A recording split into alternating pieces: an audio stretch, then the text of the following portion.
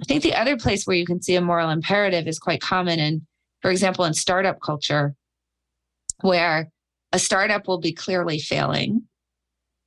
Someone will say, hey, it seems like it's not going well. You're not hitting any of your benchmarks. You're missing all your targets. You haven't achieved product market fit, whatever.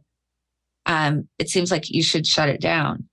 And people will say, but I owe it to my employees. Okay, so they're using the language of duty here, right? I have a duty to my employees to keep it going.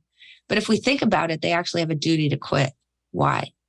Because once they've determined that the equity isn't worthwhile, and startup employees are generally working for very low cash comp and compared to what they could get on the market, but they're working for equity that they deem to be possibly life-changing.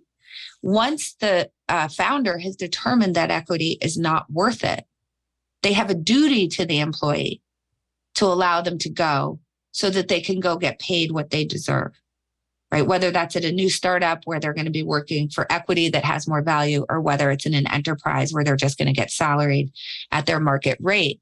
So I think that we turn that on its head, right? We say I have a duty to stick it out because I've convinced these employees to come work for me for no money and equity. And so I got to keep trying, right? Except that the minute that you've determined that equity isn't worthwhile, the duty is actually the opposite, which is to shut it down and let them go free.